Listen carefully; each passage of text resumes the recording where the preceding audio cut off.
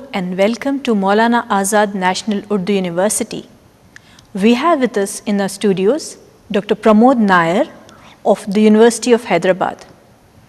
He will deliver a talk on deconstruction. It is based on block 7 of paper 5 and is meant for the MA English second year students.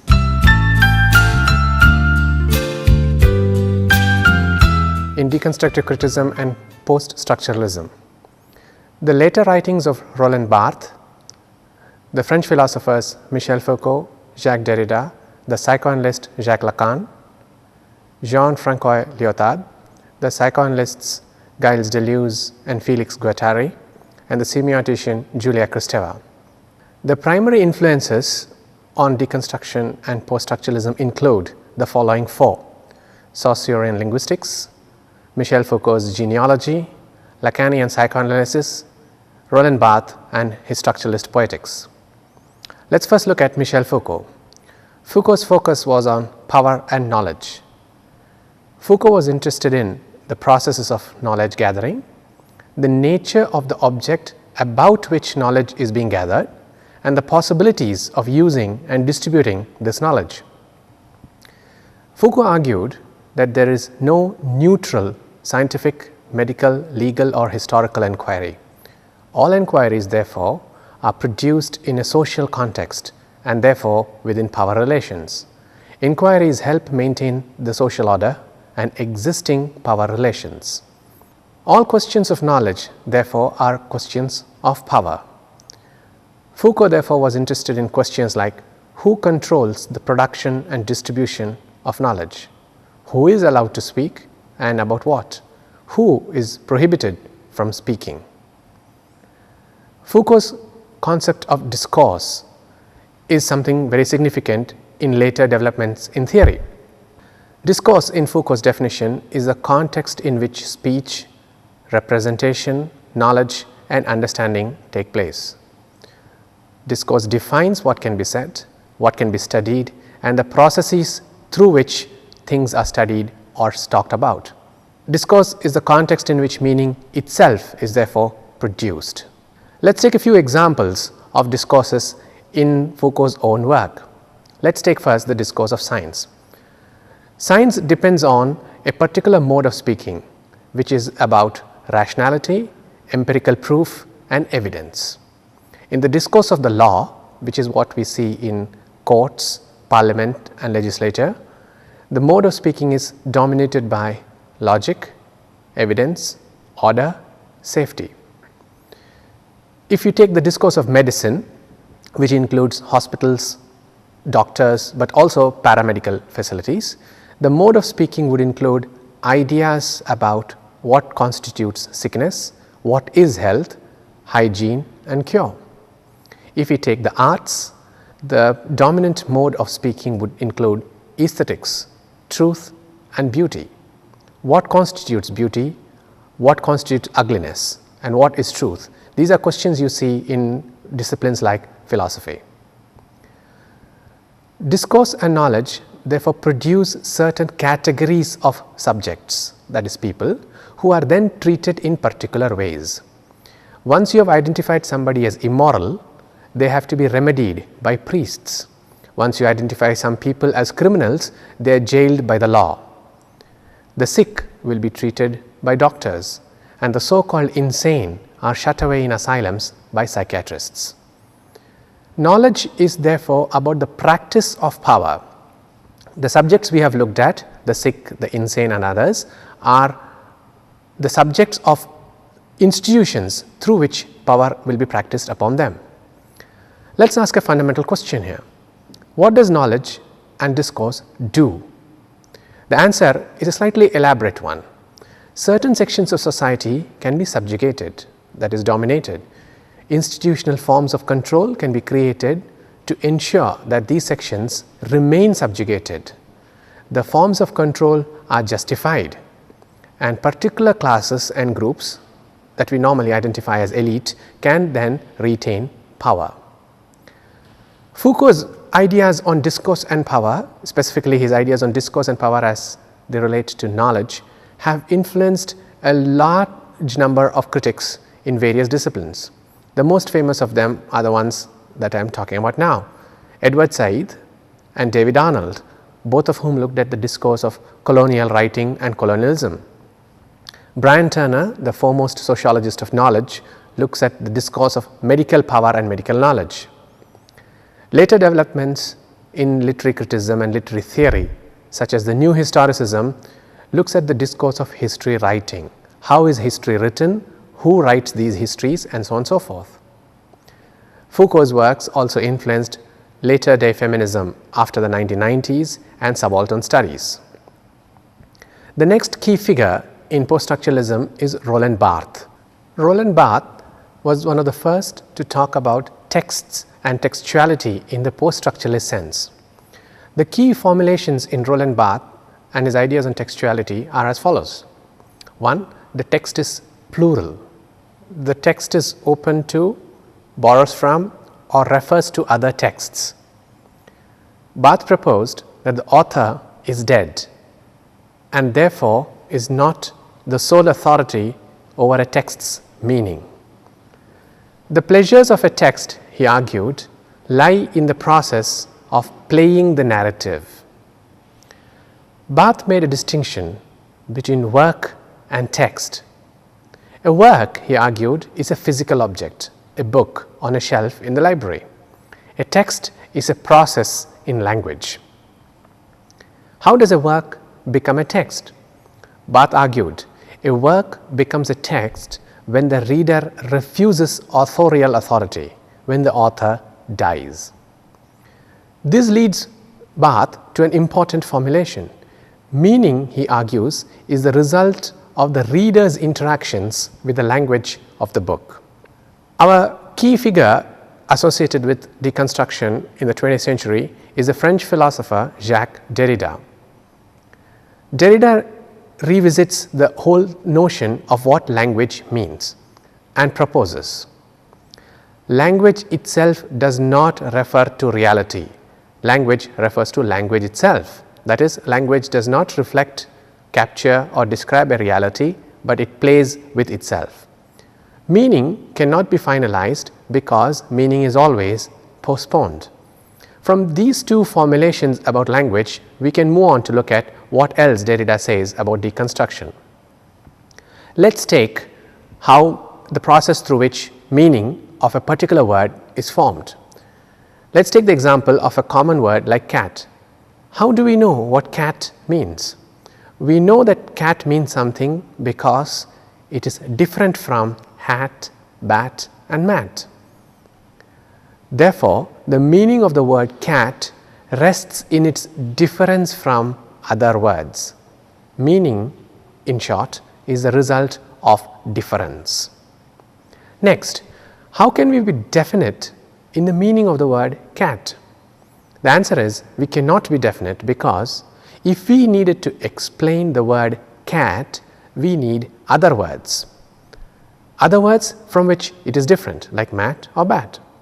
In addition, we need more words like animal, furry, feline, etc. Meaning is a constant process, adding more and more words in the search of finality. Meaning is deferred, postponed. Derrida combines the first argument we have looked at, that meaning is based on difference, and the second meaning, that meaning is postponed, to come up with a new term, difference. We now move on to looking at deconstruction and its work on language and meaning. There are four key formulations here. Deconstruction argues that literary texts constitute an endless play in language. Any meaning is always going to be unreliable. 3. Language is unstable. And finally, all meaning remains perpetually postponed. To summarize, meaning as a relation between words is the result of this particular relation rather than the words themselves. This notion of language has important consequences for our notion of textuality. A text in the deconstructive sense is not restricted to a book's margins or binding or the printed word. A text spills over its borders. Every text carries traces, this is Derrida's favorite word, traces of other texts in the form of echoes, allusions, references, plagiarized work, parallels or parodies. What this means is every text is a network of other texts.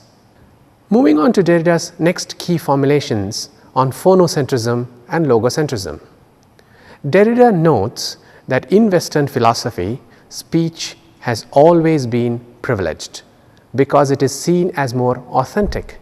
Why is this so? Speech requires a speaking person, a human subject. Writing is treated as artificial because writing can always exist independent of, even after the life of the writer.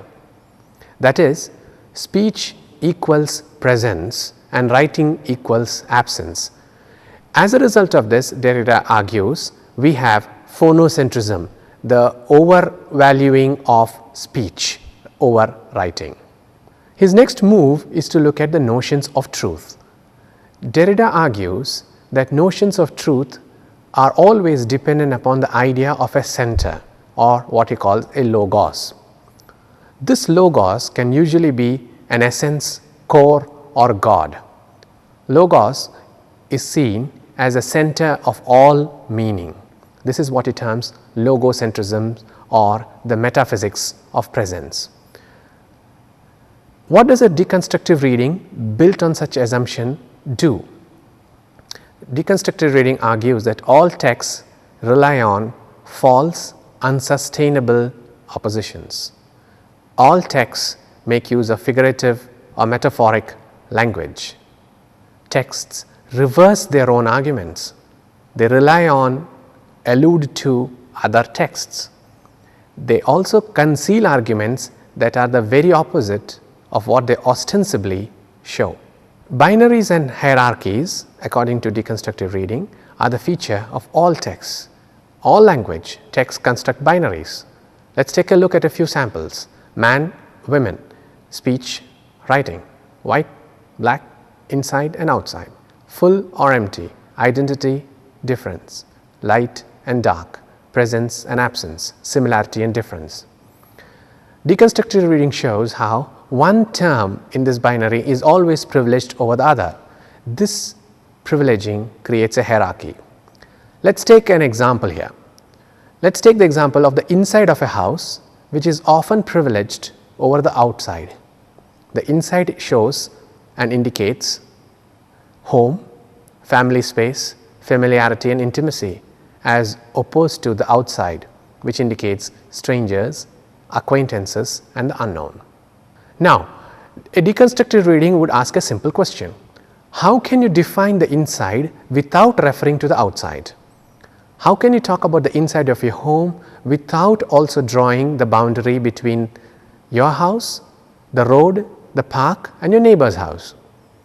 Can you draw the boundaries of your house without also marking the boundaries of what is not inside? In other words, can we distinguish between the inside and the outside? What deconstruction has just done is to reverse the hierarchy. For if the inside can only exist by showing an outside, it means that the outside is crucial, is the dominant element. Deconstruction just shows how the less privileged term, that is the outside, is central to the dominant term, that is inside. This reversal of binaries can be summarized as follows. The inside can only be defined by contrasting it with the outside. Therefore, inside and outside are mutually dependent and neither term can be privileged over the other, because without the outside there can be no inside. The last section we need to look at as resulting from post-structuralist thought is something called postmodernism. Postmodernism is characterized by few elements. Let's take them one by one. The first is a refusal to accept any system of thought or theory as universal. Postmodernism involves the blurring of high and low culture. It has a sense of playfulness. It also has an interest in surface, image and copy rather than in depth, reality and originals. Postmodernism and narrative expresses a fascination with strategies of representation rather than with the truth behind any representation. Postmodern theories of narrative lay an emphasis on language of and narrative. It shows a preference for fragmented rather than linear narrative. So, let us look at what postmodernism actually does. The first point we made was postmodernism refuses to accept any system of thought or theory as universal. What does this imply? When we take, for example, Freudianism or Marxism, both of them seek to explain a universal theory, whether it is emancipation in the case of Marxism or psychoanalytic reading of the Oedipal complex in Freud. Postmodernism argues that there is no system of thought that can be universal. By this they mean you cannot expect either Freud or Marx to explain the conditions of people, minds and mentalities, economic conditions or history from around the world in one universal theory. The second point we made was about the blurring of high and low culture. What does this mean? We see this best exemplified in cultural studies. Postmodernism uses a high culture figure like Shakespeare in comic book form. It suggests that Shakespeare can also be a common figure. These days if you go to bookstores, what you discover is Romeo and Juliet and Macbeth in comic book form, sometimes in what is called the manga form, the Japanese comic medium. Now, professors of English have a strong objection to looking at Shakespeare in this form. Why is that? Shakespeare, for a lot of the teaching profession in universities, critics, has been an iconic figure. He is representative of very high sophisticated culture. They argue that using Shakespeare in comic book form in television serials is a kind of dumbing down, making Shakespeare common. The interesting point in this argument is a very simple one. Shakespeare was originally a commonplace writer. His aim was to target the masses. He was not interested in high culture. He was not interested in becoming the iconic figure of Englishness. This mixing of the high and the low in postmodernism leads to a sense of play. What do we mean by play? Play is something which involves changing the rules, altering the conditions and structure, and engaging with any particular text or cultural practice as entertainment. In fact, this has led to a complaint that postmodernism is not to be taken seriously. Postmodernism, being full of the sense of play, is not really academic or high cultural form. It also is accused very often of not taking the question of interpretation, that is the task of interpreting any particular text, very seriously. Postmodernism's answer to that is very interesting. They argue, postmodernists like Lyotard and the later critics of the 1990s like Chris Jenks, argue that play in itself is a form of interpreting. Suppose, for example, we convert Shakespeare into the comic book form, or we make C-grade films about Shakespeare. What does it do? The professor of English teaching at Oxford or Cambridge will say, no, that is an insult to Shakespeare.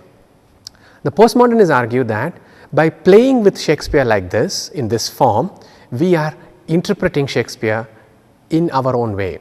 We are interpreting Shakespeare for our own purposes, for our own day, age and context.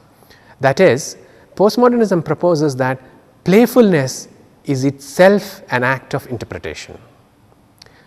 The fourth point we need to think about in considerable seriousness is postmodernism's interest in surface, image and copy. In this session we have looked at deconstruction and post-structuralism, especially its use of language its theory about language, textuality, authority, author, and discourse. We have gone on to see how deconstructive readings reverse hierarchies and undo oppositions in texts. Finally, we have looked at postmodernism and its key concepts of playfulness and its resistance to universal theories, whether it's in Freud or Marx. If you have any comments, suggestions, or queries, feel free to write to us at this address: the Director, Directorate of Distance Education, Maulana Azad National Urdu University, Gachibowli, Hyderabad 500032. Thank you for being with us. Until we meet again next time, take care and bye.